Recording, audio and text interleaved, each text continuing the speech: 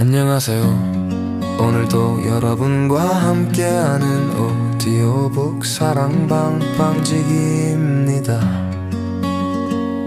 오늘 하루는 어떠셨는지요?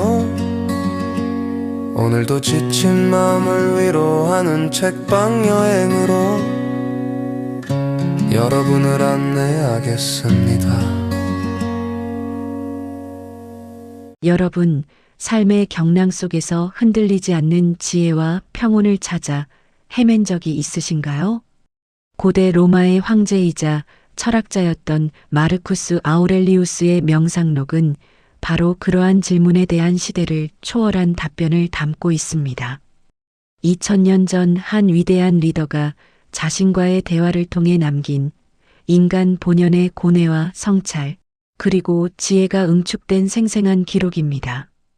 오늘날 많은 이들이 명상록을 자기 성찰과 내면의 평화를 위한 길잡이로 삼는 이유도 바로 여기에 있습니다.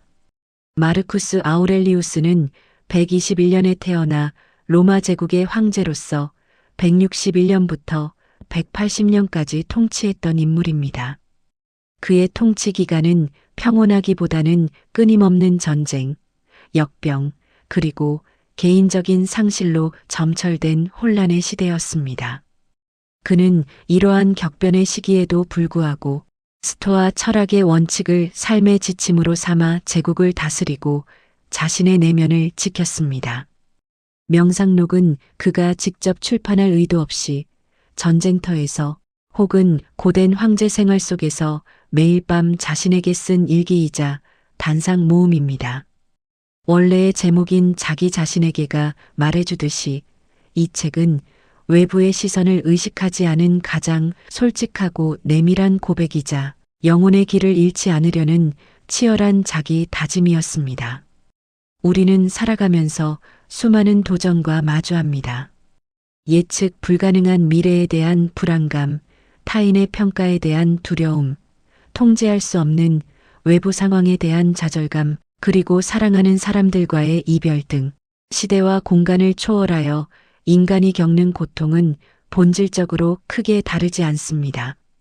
마르쿠스 아우렐리우스는 황제로서 감당해야 했던 엄청난 책임과 스트레스 속에서도 이성과 자기 통제를 통해 이러한 고통들을 극복하고 내면의 평화를 유지하려 했습니다. 그의 기록은 우리에게 내 힘으로 바꿀 수 없는 것에 연연하지 말고 바꿀 수 있는 것에 집중하라는 스토아 철학의 핵심 메시지를 끊임없이 상기시킵니다. 명상록은 총 12권으로 구성되어 있으며 각 권은 특정 주제에 따라 체계적으로 나뉘기보다는 그의 단상들이 자유롭게 흘러가는 형태로 이루어져 있습니다. 그러나 그 안에는 스토아 철학의 핵심 주제들, 즉 자기 성찰, 자연의 섭리, 이성의 중요성, 덕의 실천, 죽음에 대한 태도, 그리고 타인과의 관계에 대한 깊이 있는 통찰이 반복적으로 녹아 있습니다. 이 책은 우리에게 나는 누구인가, 어떻게 살아야 하는가, 무엇이 진정으로 중요한가, 와 같은 근원적인 질문을 던지며 각자의 삶에서 그 답을 찾아나갈 용기와 지혜를 선사합니다. 마르쿠스 아우렐리우스의 목소리는 비록 2000년 전의 것이지만 그의 고민과 깨달음은 오늘날 우리가 겪는 삶의 문제들과 놀랍도록 공명합니다. 그의 명상록은 우리가 불안한 세상 속에서 자신을 다잡고 외부의 혼란 속에서도 내면의 평온을 유지하며 진정한 의미의 행복을 찾아가는데 필요한 강력한 나침반이 되어줄 것입니다. 이제부터 우리는 이 위대한 철학자 황제의 내면 세계로 들어가 그의 지혜를 통해 우리 자신의 삶을 돌아보는 시간을 가질 것입니다. 이 오디오북이 여러분의 지친 마음에 위로가 되고 혼란스러운 생각에 명료함을 더하며 더 나은 삶을 향한 여정의 든든한 동반자가 되기를 바랍니다. 명상록의 첫 번째 권은 마르쿠스 아우렐리우스가 자신의 삶을 형성하고 그에게 귀감이 된 사람들에게 보내는 진심 어린 감사와 존경의 기록입니다. 이 책이 출판을 염두에 두지 않은 지극히 개인적인 일기였다는 점을 상기하면 이 서문은 더욱 특별하게 다가옵니다. 황제라는 최고 권력의 자리에 있었음에도 불구하고 그는 자신의 스승, 부모, 친구들로부터 배운 덕목들을 하나하나 열거하며 그들의 영향이 자신을 어떤 사람으로 만들었는지 겸손하게 고백합니다. 마르쿠스 아우렐리우스는 먼저 그의 조상들로부터 겸손함과 너그러움, 그리고 좋은 성품을 물려받았다고 언급합니다. 그리고 친아버지로부터는 온유함과 인내심을, 친어머니로부터는 경건함과 너그러움, 그리고 사치스러운 생활을 멀리하는 습관을 배웠다고 기록합니다. 이러한 초기 교육은 그의 인격 형성에 지대한 영향을 미쳤음을 알 수 있습니다. 특히 그는 양아버지이자 선왕이었던 안토니누스 피우스 황제에게서 배운 구체적인 덕목들을 상세히 언급합니다. 피우스 황제는 마르쿠스에게 다음과 같은 가르침을 주었습니다. 감정에 동요 없이 침착함을 유지하는 법, 칭찬에 들뜨지 않고 비난에 상심하지 않는 법, 공무를 처리함에 있어 늘 성실하고 신중하며 겸손하게 임하는 법, 또한 필요 없는 외부의 장식이나 화려함에 의존하지 않고 자신의 판단에 따라 올바른 일을 행하는 용기, 타인의 의견에 귀 기울일 줄 아는 개방성, 그리고 주변 사람들을 존중하고 사랑하는 마음을 피우스 황제로부터 배웠다고 고백합니다. 피우스 황제는 권력의 정점에 있으면서도 오만하지 않고 과장되지 않으며 항상 정의와 자비를 실천했던 이상적인 군주였음을 마르쿠스의 기록을 통해 엿볼 수 있습니다. 마르쿠스는 또한 그의 다양한 스승들로부터 받은 지혜에 대해서도 언급합니다. 루스티쿠스로부터는 불필요한 일에 시간을 낭비하지 않고 궤변에 현혹되지 않으며 소박한 삶의 가치를 배웠습니다. 아폴로니우스에게서는 흔들리지 않는 이성을 바탕으로 한국권한 평정심과 친구들을 대함에 있어 꾸밈없는 진실함을 배웠습니다. 섹스투스에게서는 친절함과 품위 있는 태도, 그리고 모든 사람을 배려하는 마음을 배웠다고 합니다. 이처럼 제왕권은 마르쿠스 아우렐리우스가 자신의 삶을 구성하는 중요한 요소들, 즉 주변 사람들의 가르침과 모범을 회고하며 감사의 마음을 표하는 장입니다. 이는 그가 스토아 철학의 핵심 가치 중 하나인 겸손함과 배움의 자세를 얼마나 중요하게 생각했는지를 보여줍니다. 그는 단순히 지식을 습득하는 것을 넘어 타인의 장점을 본받아 자신의 인격을 연마하고 완성하고자 노력했습니다. 이 첫 번째 권을 통해 우리는 한 인간이 어떻게 주변의 영향을 흡수하고 그것을 자신의 삶의 토대로 삼아 위대한 인물로 성장할 수 있었는지를 엿볼 수 있습니다. 우리 또한 마르쿠스처럼 우리 삶에 긍정적인 영향을 준 사람들을 되새기고 그들로부터 배운 소중한 가치들을 다시 한번 마음속에 새기는 시간을 가질 수 있을 것입니다. 명상록의 제두권은 인간 존재의 덧없음과 죽음의 필연성을 직시하며 현재의 삶에 더욱 충실하고 이성에 따라 행동할 것을 강력하게 촉구하는 마르쿠스 아우렐리우스의 깊은 성찰을 담고 있습니다. 이 권은 황제가 죽음을 앞둔 상황에서도 흔들림 없이 자신의 의무를 다하고 삶의 마지막 순간까지 덕을 실천하려는 의지를 보여줍니다. 마르쿠스는 아침에 눈을 뜨자마자 오늘 나는 호기심 많고 감사할 줄 모르며 오만하고 기만적이고 질투심 많고 비사교적인 사람들을 만날 것이다라고 스스로에게 말하라고 가르칩니다. 그러나 그는 이러한 사람들도 자신과 마찬가지로 이성을 가진 존재이며 본질적으로 악한 존재가 아님을 상기시킵니다. 이성적인 존재로서 그들의 행동은 무지와 잘못된 판단에서 비롯된 것이므로 그들을 미워하거나 분노할 필요가 없다는 것입니다. 이는 스토아 철학의 핵심적인 가르침인 타인의 행동은 우리 통제 밖에 있고 오직 우리의 반응만이 통제 가능하다는 원칙을 단적으로 보여줍니다. 그는 또한 삶의 유한성을 강조하며 죽음이 언제든 찾아올 수 있음을 받아들이라고 조언합니다. 머지않아 너는 아무것도 아니고 아무데도 없을 것이다라는 준엄한 경고는 우리에게 지금 이 순간의 소중함을 일깨워 줍니다. 죽음은 삶의 자연스러운 일부이며 우리는 삶의 길이에 연연하기보다 주어진 시간을 어떻게 살아갈 것인지에 집중해야 합니다. 마르쿠스는 마치 지금이 생의 마지막 순간인 것처럼 모든 일을 행하라고 촉구합니다. 우리가 하는 모든 생각, 모든 말, 모든 행동이 진정으로 의미 있고 덕스러운 것이 되도록 노력해야 한다는 것입니다. 제두권에서 마르쿠스는 현재에 충실하라는 메시지를 반복해서 강조합니다. 과거는 이미 지나가 버렸고 미래는 아직 오지 않았습니다. 우리가 진정으로 소유하고 통제할 수 있는 것은 오직 지금 이 순간뿐입니다. 그러므로 우리는 과거의 후회나 미래의 불안에 얽매이지 말고 현재의 의무에 집중하며 이성에 따라 올바르게 행동해야 합니다. 이성은 우리에게 주어진 가장 고귀한 능력이며 이를 통해 우리는 혼란스러운 감정을 다스리고 상황을 명확하게 판단하며 덕스러운 삶을 살아갈 수 있습니다. 또한 그는 외부적인 것들의 가변성과 허무함을 지적합니다. 부, 명예, 권력, 쾌락과 같은 외부적인 것들은 한시적이며 결코 우리에게 진정한 행복이나 평온을 가져다 줄 수 없습니다. 진정한 행복과 평온은 오직 우리 내면의 덕과 이성적인 삶에서 비롯됩니다. 우리는 외부적인 상황에 일희일비하지 않고 우리의 내면을 굳건히 지키며 우리 자신의 가치와 원칙에 따라 살아가야 합니다. 결론적으로 제두권은 삶의 덧없음을 인식하고 죽음을 받아들이며 오직 현재 이 순간에 이성적이고 덕스럽게 살아가라는 강력한 메시지를 전달합니다.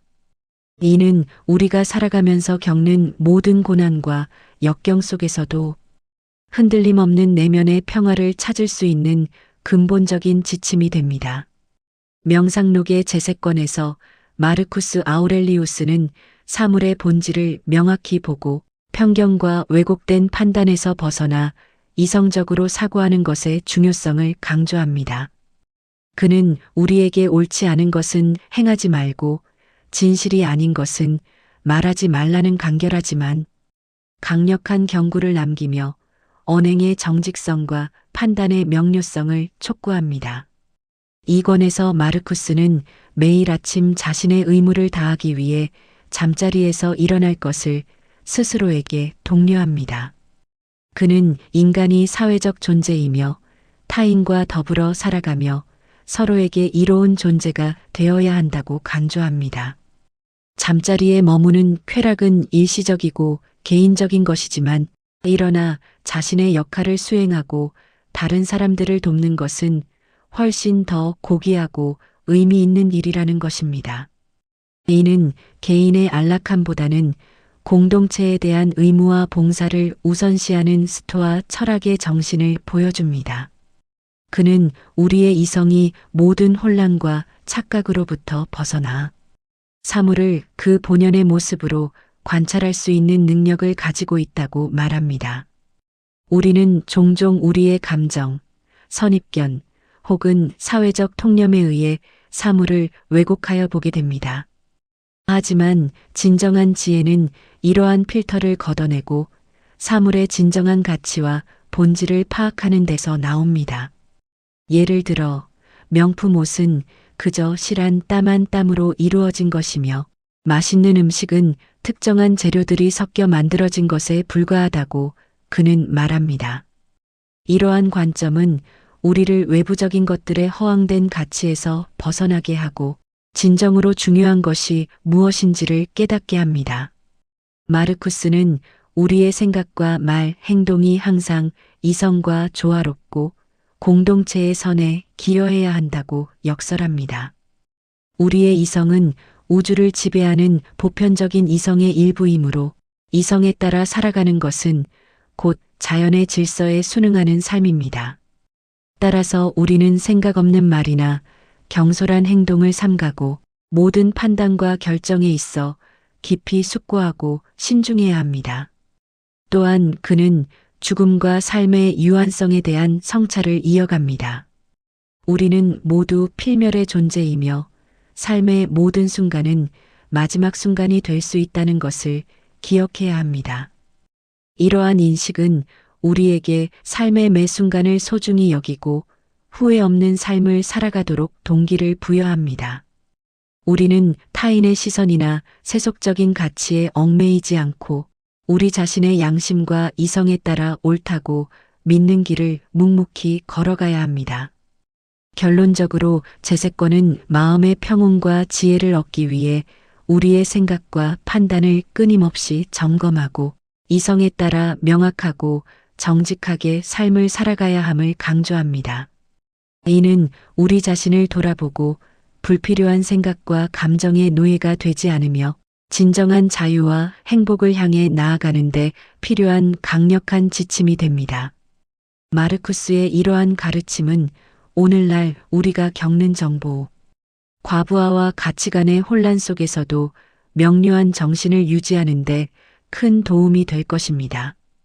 명상록의 제네권에서 마르쿠스 아우렐리우스는 내면의 요새라는 강력한 은유를 통해 마음의 평온을 지키는 방법을 제시합니다.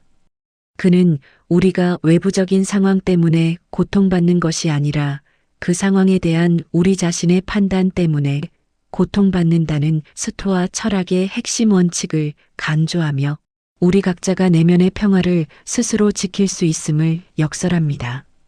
마르쿠스는 외부적인 것이 너를 괴롭힌다면 괴롭히는 것은 외부적인 것이 아니라 그것에 대한 너의 판단이다. 그리고 그 판단은 너의 힘으로 제거할 수 있다라고 말합니다. 이는 우리가 통제할 수 없는 외부 사건들, 예를 들어 질병, 재물, 손실, 타인의 비난에 대해 감정적으로 반응하고 고통받는 것은 그 사건들 자체가 아니라 그 사건들을 나쁘게 해석하는 우리 자신의 생각 때문이라는 뜻입니다. 예를 들어 비가 오는 것은 자연현상일 뿐이지만 이로 인해 약속을 취소해야 하는 상황에 대해 좌절감을 느끼는 것은 비 때문에 내 계획이 망쳤다는 우리 자신의 판단 때문입니다. 우리는 비 자체를 막을 수는 없지만 비에 대한 우리의 판단을 바꿀 수는 있습니다. 이러한 통찰을 바탕으로 마르쿠스는 우리 내면의 마음을 어떤 외부의 공격에도 흔들리지 않는 굳건한 요새로 만들 것을 촉구합니다. 이 요새 안에서 우리는 이성을 통해 모든 판단을 걸러내고 불필요한 감정의 동요를 막아낼 수 있습니다.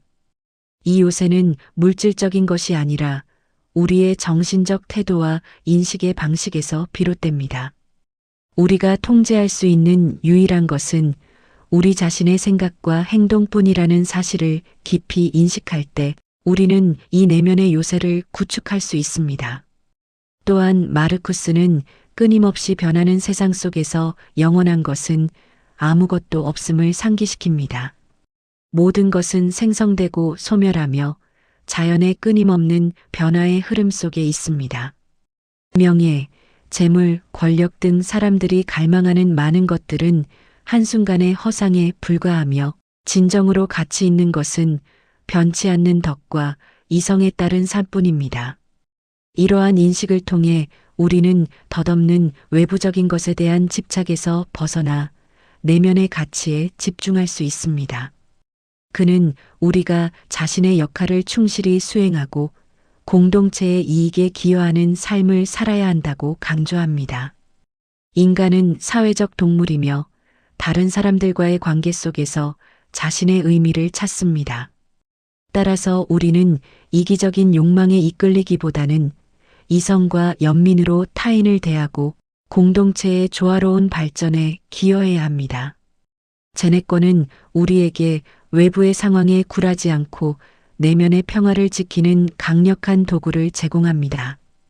우리가 우리의 생각과 판단을 통제할 수 있다는 사실을 깨닫는다면 어떤 시련 속에서도 흔들림 없는 마음의 평온을 찾을 수 있을 것입니다. 마르쿠스의 이 가르침은 끊임없이 변화하고 예측 불가능한 세상 속에서 우리 자신의 중심을 잡고 진정한 행복을 추구하는데 귀한 지침이 됩니다. 명상록의 제5권은 마르쿠스 아우렐리우스가 개인적인 편안함과 안락함에 대한 유혹을 이겨내고 자신의 의무와 책임감을 다하도록 스스로를 채찍질하는 내용을 담고 있습니다. 그는 아침에 잠자리에서 일어나기 싫어하는 자신에게 인간은 인류를 위해 봉사하도록 태어났음을 상기시키며 더 큰 목적을 향해 나아가라고 독려합니다. 마르쿠스는 아침에 눈을 뜨는 것을 인간으로서 해야 할 일을 시작하는 것으로 묘사합니다. 그는 스스로에게 질문합니다. 나는 잠옷을 입고 따뜻한 이불 속에 있는 것이 더 좋은가? 아니면 인류에게 유익한 일을 하는 것이 더 좋은가? 그리고 답합니다. 나는 인류를 위해 봉사하도록 만들어졌다. 이는 스토아 철학의 자연에 따라 살라는 원칙과 연결됩니다. 인간의 본성은 이성적이고 사회적인 존재이므로 이성적으로 생각하고 타인과 공동체에 기여하는 것이 인간의 자연스러운 목적이라는 것입니다. 그는 우리에게 주어진 모든 상황과 사건을 자연의 섭리의 일부로 받아들이라고 조언합니다. 어떤 일이 일어나든 그것은 우리를 시험하고 성장시키는 기회이며 우주의 거대한 질서 속에서 필연적으로 일어나는 일이라는 것입니다.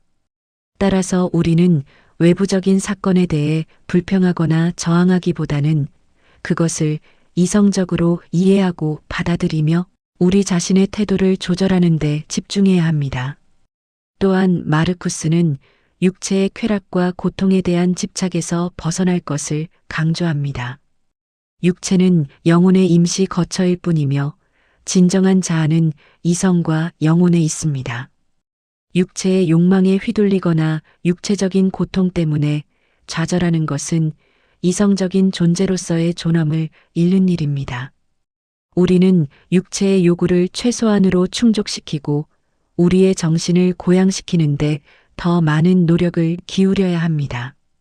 그는 모든 존재의 상호 연결성을 인식하고 우주 전체의 조화로운 흐름을 이해하는 것이 중요하다고 말합니다. 우리는 모두 보편적인 이성의 일부이며 서로 연결되어 있습니다.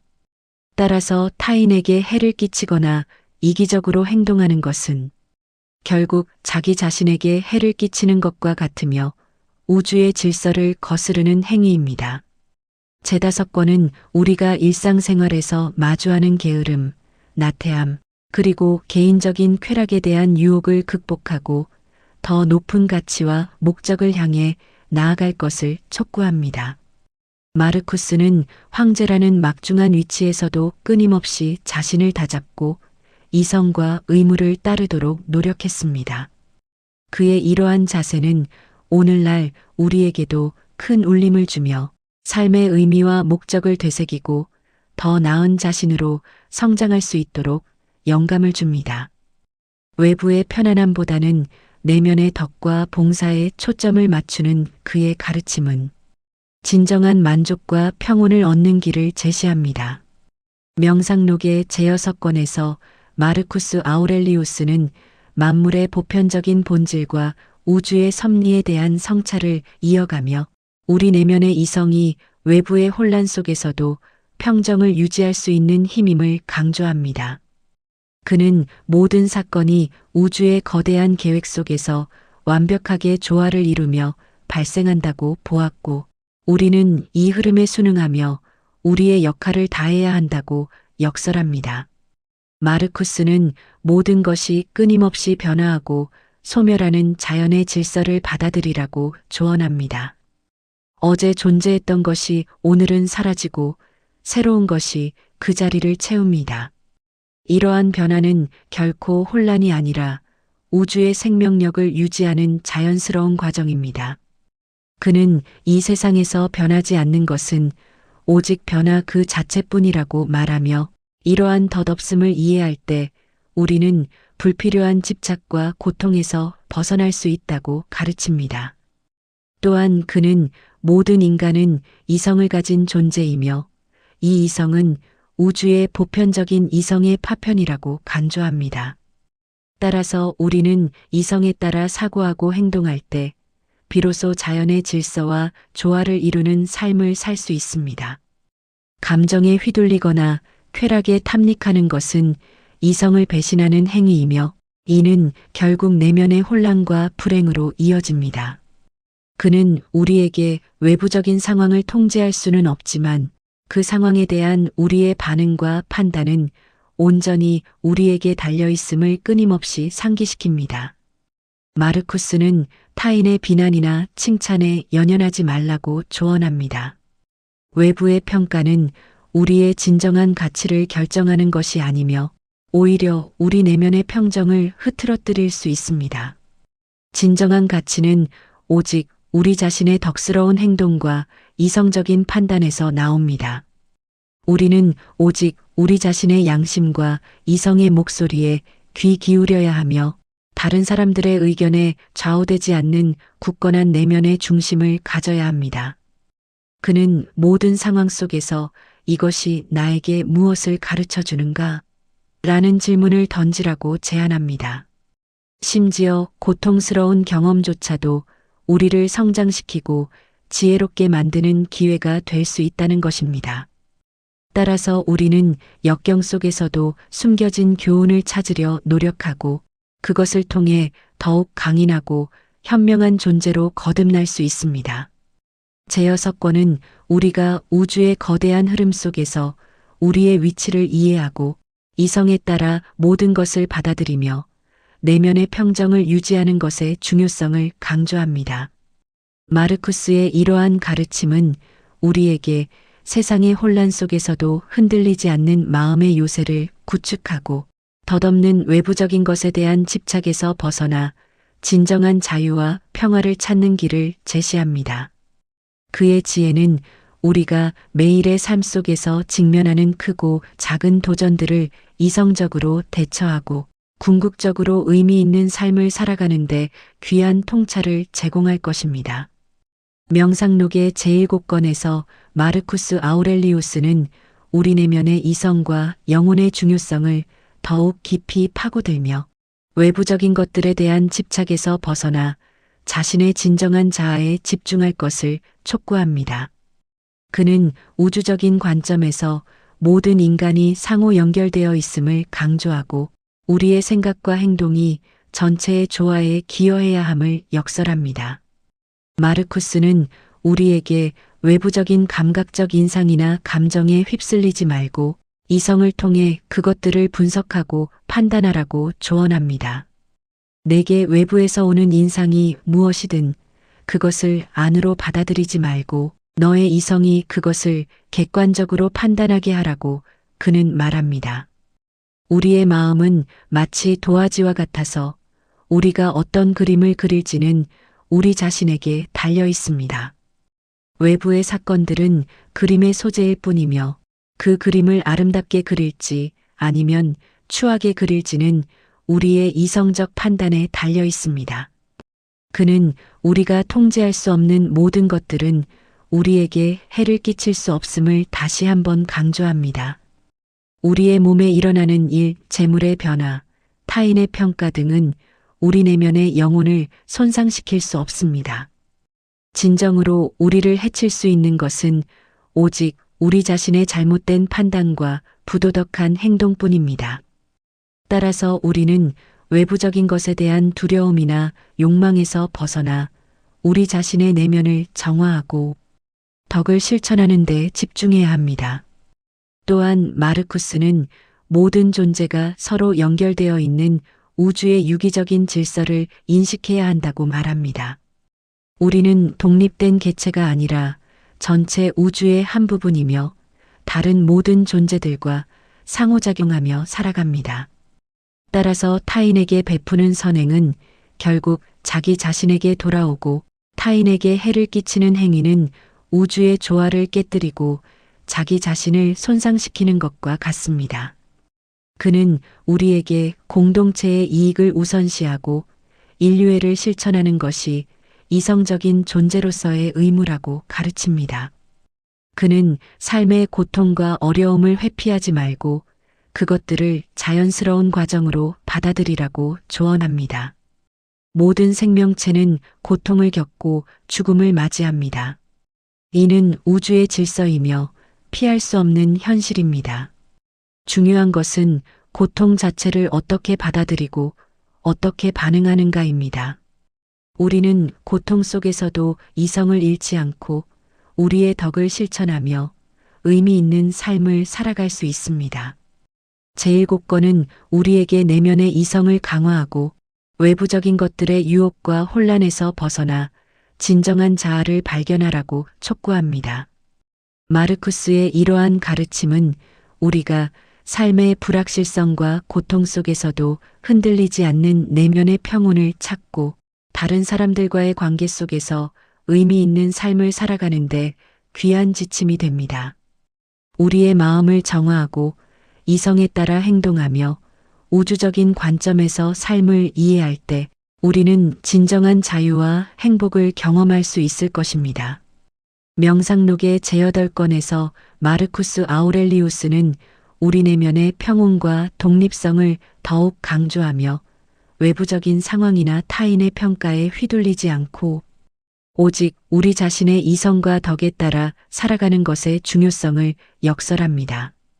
그는 모든 인간이 보편적인 이성을 공유하고 있음을 상기시키며 우리가 서로에게 너그럽고 관대하게 행동해야 할 이유를 제시합니다. 마르쿠스는 우리에게 외부에서 일어나는 모든 일들을 객관적으로 관찰하고 그것에 대한 주관적인 판단을 유보하라고 조언합니다. 무엇이든 외부에서 너에게 일어나는 일은 그것 자체로는 너에게 선하거나 악할 수 없다. 오직 너의 판단이 그것을 그렇게 만든다고 그는 말합니다. 질병, 불운, 손실 등 우리에게 불쾌하게 느껴지는 사건들도 사실은 중립적인 사건일 뿐입니다. 우리가 그것을 나쁜 일이라고 판단하기 때문에 고통스러운 것입니다. 이러한 통찰을 통해 우리는 불필요한 고통에서 벗어나 평온한 마음을 유지할 수 있습니다. 그는 우리가 타인의 잘못이나 결점을 지나치게 비난하거나 분노하지 말 것을 강조합니다. 모든 인간은 실수하고 무지에 의해 잘못된 판단을 내릴 수 있습니다. 마르쿠스는 만약 어떤 사람이 잘못을 저지르면 그에게서 어떤 잘못을 저질렀는지 배우라.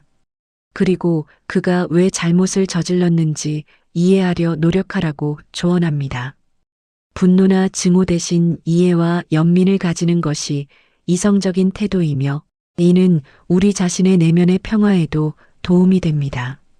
또한 마르쿠스는 모든 순간을 마치 마지막 순간인 것처럼 소중히 여기고 우리의 의무를 충실히 이행할 것을 촉구합니다. 우리의 삶은 짧고 유한하며 언제 끝날지 알 수 없습니다. 그러므로 우리는 시간을 낭비하거나 불필요한 걱정으로 마음을 어지럽히지 말고 지금 이 순간에 할 수 있는 최선을 다해야 합니다. 우리의 모든 행동과 생각이 덕과 이성에 부합하는지 끊임없이 점검해야 합니다. 그는 외부적인 명예나 칭찬에 집착하지 말라고 말합니다. 진정한 가치는 외부의 인정에서 오는 것이 아니라 우리 자신의 내면의 덕과 올바른 행동에서 나옵니다. 다른 사람들의 칭찬은 한순간의 환상에 불과하며 우리의 내면을 채울 수 없습니다. 우리는 오직 우리 자신의 양심에 따라 행동하고 우리가 통제할 수 있는 유일한 것인 우리 자신의 성품을 갈고 닦는 데 집중해야 합니다. 제8권은 우리에게 외부적인 것들로부터의 독립성과 내면의 자족감을 강조하며 이성에 따라 모든 것을 받아들이고 타인에게 너그럽게 대하며 현재 순간에 충실한 삶을 살아가라고 권합니다. 마르쿠스의 이러한 가르침은 우리가 삶의 혼란 속에서도 흔들리지 않는 내면의 평화와 자유를 찾고 진정한 의미의 행복을 추구하는데 강력한 지침이 됩니다.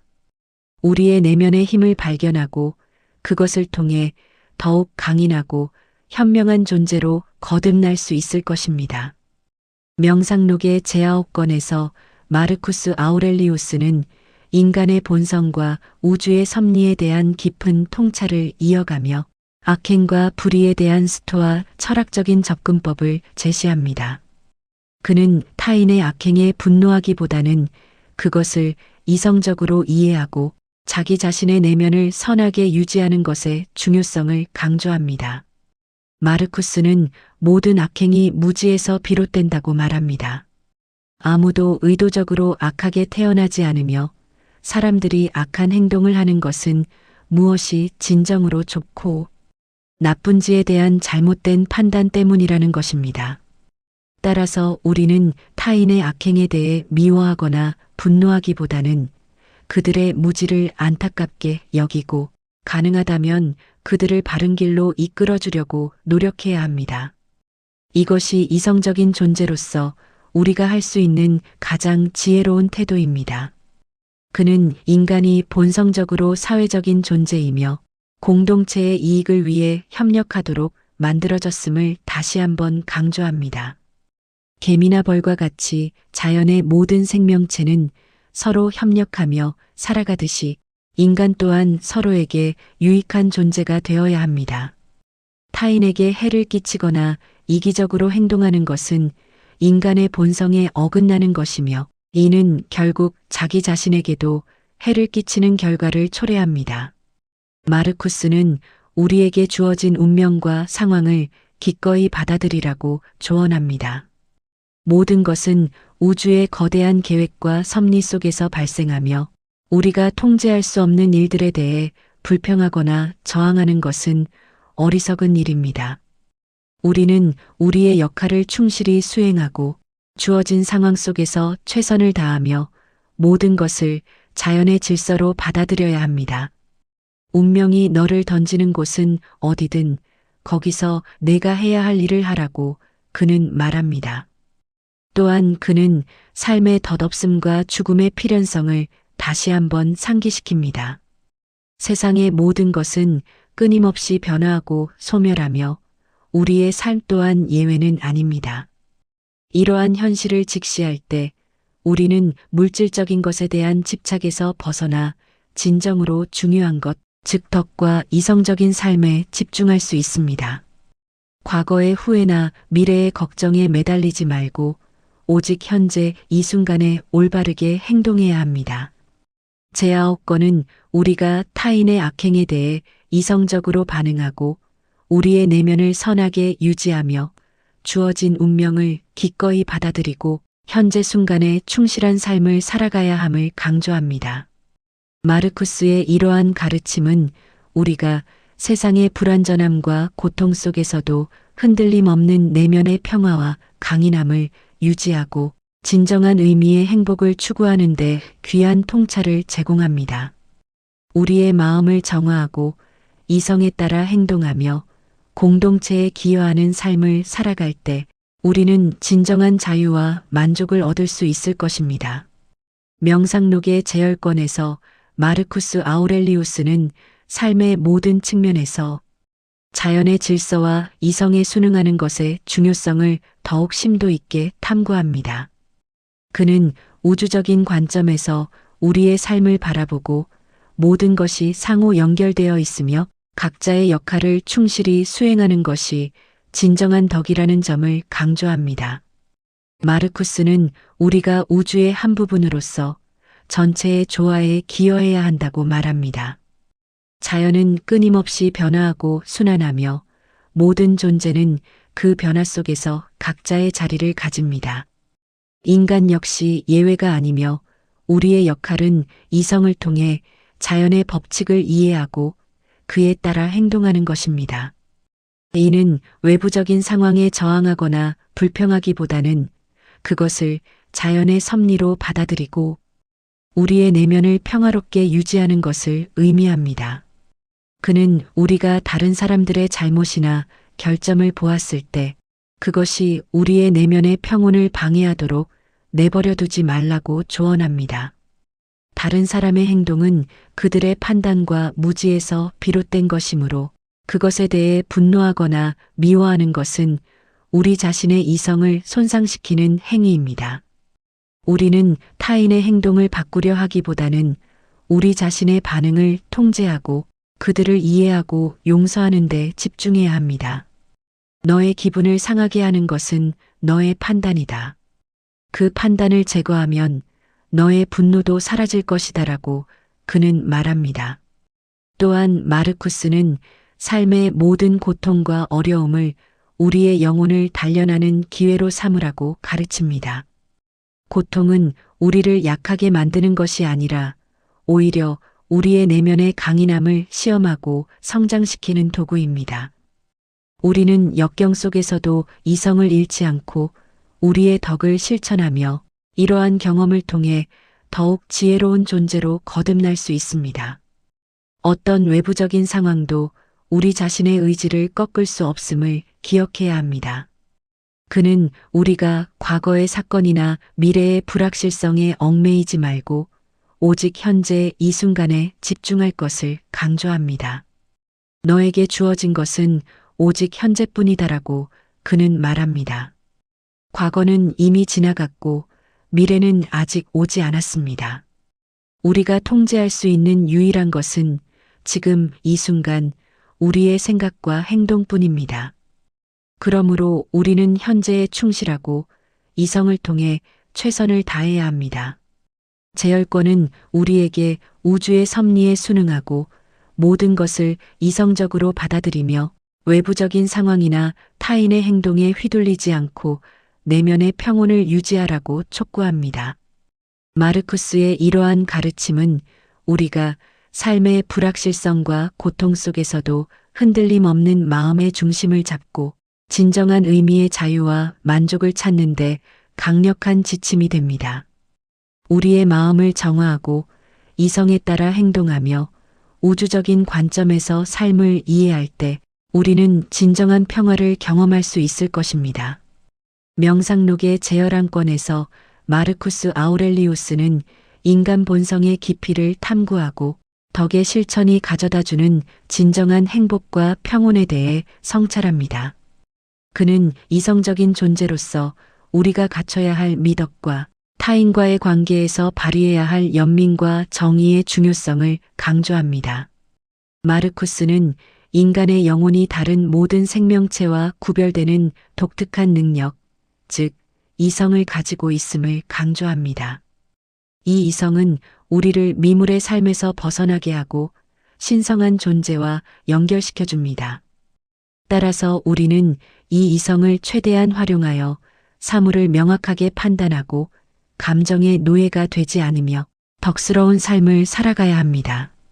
이성을 가진 영혼은 자신을 방해하는 다른 영혼이 없다는 것을 알며 자신에게 해를 끼칠 수 있는 외부의 악도 없다고 그는 말합니다. 그는 타인의 잘못에 대해 너그럽고 관대하게 대할 것을 조언합니다. 사람들이 잘못을 저지르는 것은 악의에서라기보다는 무지나 잘못된 판단에서 비롯된다는 스토아 철학의 관점을 다시 한번 강조합니다. 우리는 타인의 단점을 이해하고 용서하며 그들이 더 나은 길을 찾도록 돕는 것이 이성적인 존재로서의 의무입니다. 분노와 증오는 우리 자신에게만 해를 끼칠 뿐 문제를 해결하지 못합니다. 또한 마르쿠스는 진정한 덕이 외부적인 보상이나 칭찬에 의존하지 않음을 강조합니다. 덕은 그 자체로 목적이며 보상입니다. 우리가 정의롭고 지혜롭게 행동할 때 우리는 내면의 만족과 평화를 얻습니다. 외부의 명예나 부와 같은 것들은 일시적이고 가변적이며 진정한 행복을 가져다 줄 수 없습니다.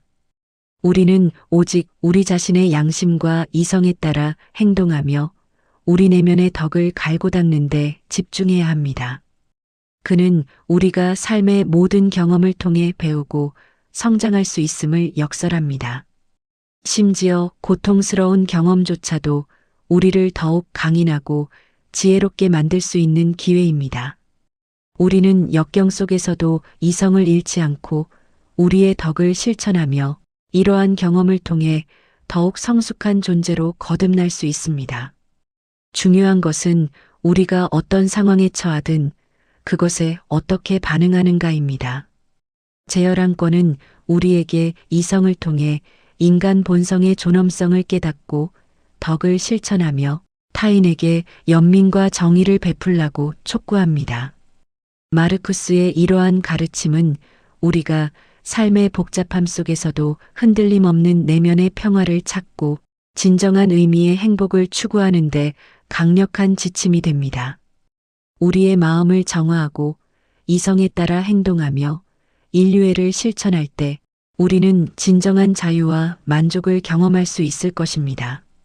마르쿠스 아우렐리우스의 명상록 대장정의 마지막 권인 제열 두 권은 스토아 철학의 핵심 사상을 집약하는 결론부로서 자기 성찰, 회복력, 그리고 인간과 자연 및 신성과의 관계를 깊이 탐구합니다. 이 책은 지혜와 품위로 삶을 포용하고 개인적인 성장, 성취감, 그리고 평화를 추구하도록 독려합니다. 이 권에서 마르쿠스는 그동안 강조해온 모든 가르침을 다시 한번 되새기며 삶의 마지막 순간까지 흔들림 없는 평온을 유지하라는 강력한 메시지를 전달합니다. 가장 먼저 마르쿠스 아우렐리우스는 우리에게 현재에 충실하고 과거를 놓아주는 것의 중요성을 강조합니다. 그는 과거는 이미 지나갔고 미래는 아직 오지 않았으므로 오직 현재 이 순간에 대한 경건함 곧 자연이 주는 것을 받아들이는 것과 정의, 곧 진실을 말하고 올바르게 행동하는 것에 오롯이 집중할 것을 자신에게 촉구합니다. 우리가 추구하는 모든 것이 지금 당장 얻을 수 있지만 스스로 만든 장애물이 종종 방해가 된다고 그는 지적합니다. 과거의 후회나 미래에 대한 불안에 에너지를 낭비하지 말고 오직 지금 이 순간에 우리의 이성을 사용하여 최선을 다하라는 가르침은 혼란스러운 현대사회에서 우리에게 큰 울림을 줍니다. 다음으로 그는 죽음과 자연의 수용에 대해 깊이 성찰합니다. 죽음에 대한 두려움은 사실 제대로 살지 못했다는 두려움으로 재해석됩니다. 마르쿠스는 삶의 길이와 끝나는 시점은 자연에 의해 결정되며 자연은 끊임없이 구성 요소를 변화시켜 세상을 항상 새롭게 유지한다고 말합니다. 죽음을 받아들이는 것은 자연의 거대한 계획의 영광스러운 일부로 제시됩니다. 모든 것은 생성되고 소멸하는 자연의 순리이며 이러한 순리를 이해하고 받아들일 때 우리는 죽음에 대한 불필요한 공포에서 벗어나 진정한 평온을 얻을 수 있습니다. 세 번째로 그는 내면의 신성과 보편적 조화를 강조합니다.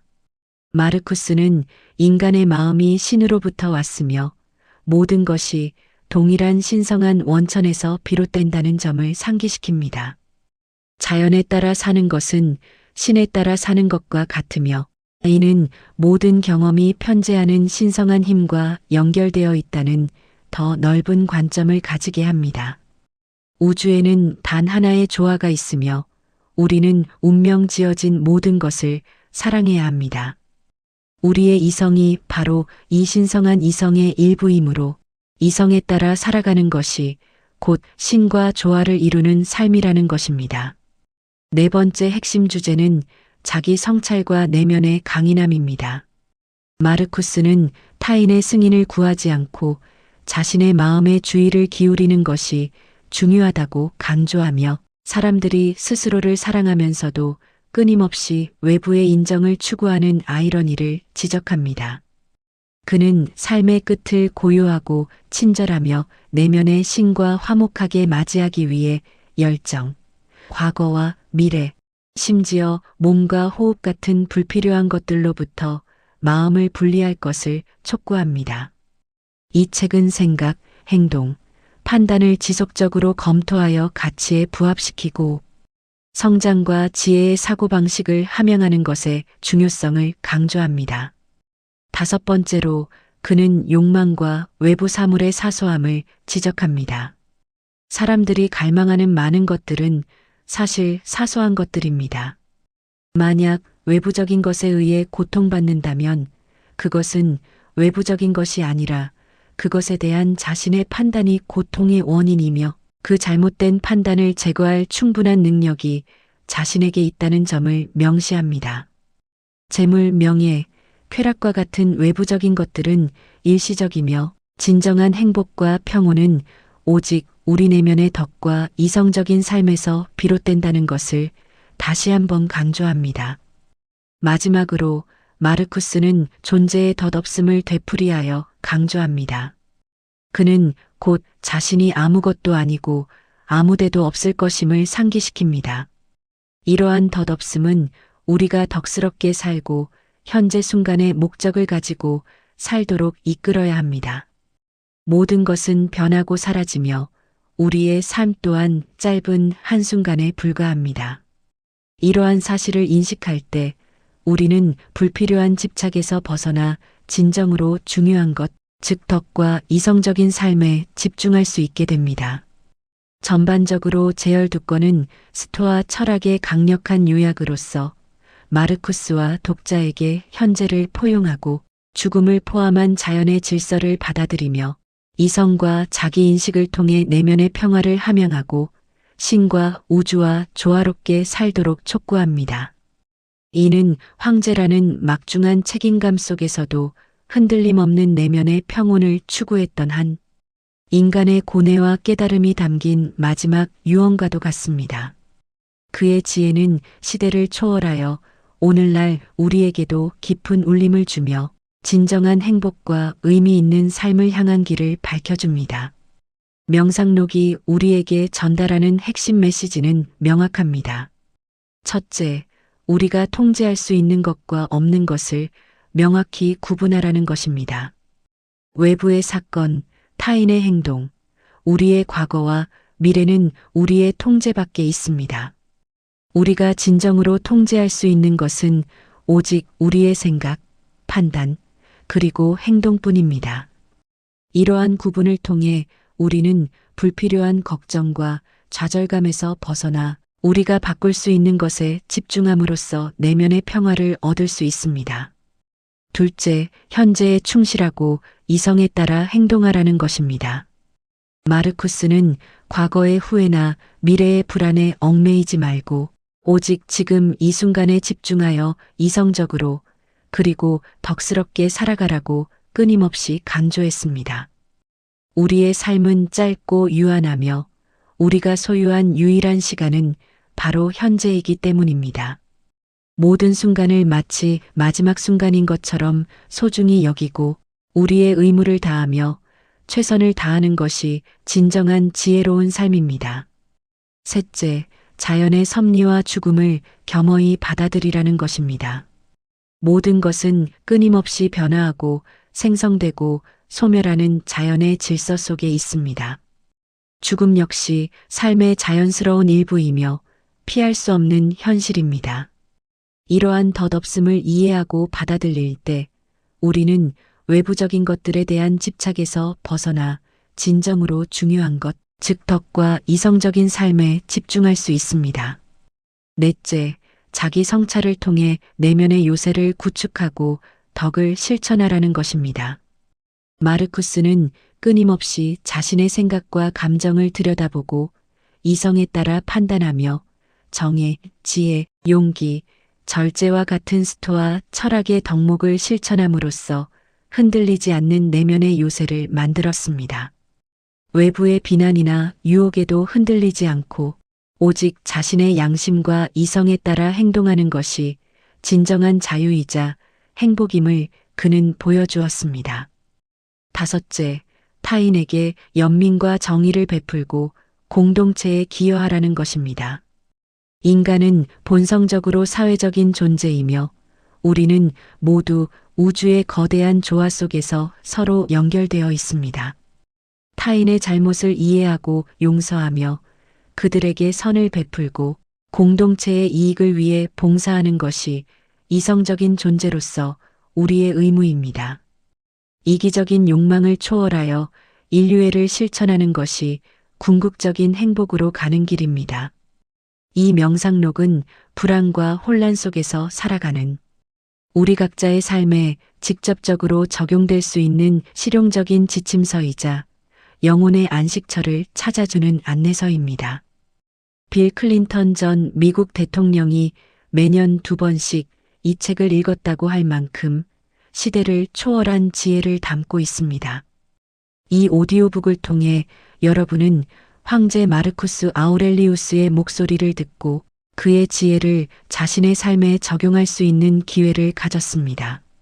삶의 역경 속에서 평온을 잃지 않는 법, 타인의 잘못에 분노하지 않고 이해하는 법, 그리고 덧없는 외부적인 것들에 대한 집착에서 벗어나 내면의 진정한 행복을 찾는 법을 배우셨기를 바랍니다. 이제 이 지혜로운 여정을 마무리하며 마르쿠스 아우렐리우스가 우리에게 남긴 가장 중요한 메시지 중 하나를 기억하십시오. 행복은 내 마음 안에 있다. 외부의 어떤 것도 너를 방해할 수 없다.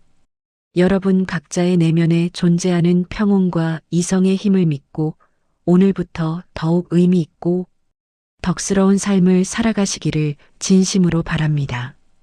감사합니다.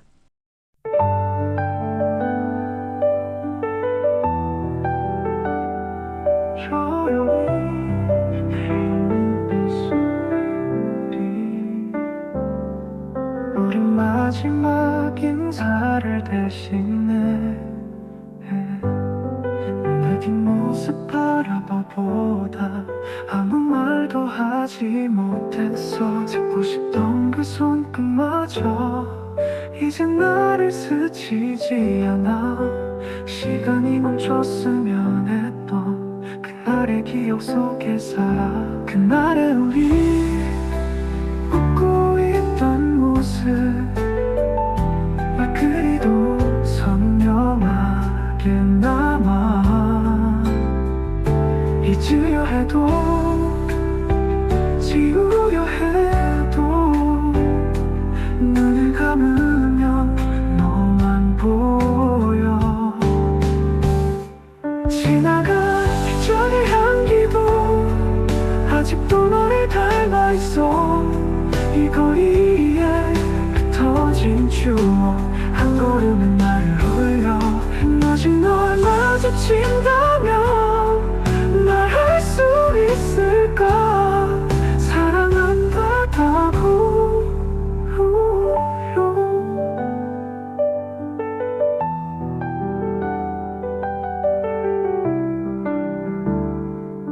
지나간 계절의 향기도 아직도 너를 닮아있어. 이 거리에 흩어진 추억 한 걸음에 나를 울려. 다시 널 마주친다면 말할 수 있을까. 사랑한다고. 그날의 우리 약속했던 말들 아직도 가슴 속에 남아. 보내려 해도 떠나려 해도 내 맘은 너에게 머물러. 왜 이렇게 아픈 거니. 사랑은 왜 끝이 있는 거니.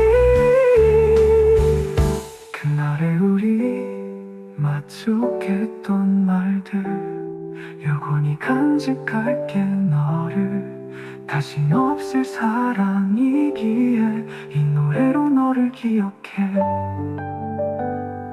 조용히 내리는 빗소리 그날처럼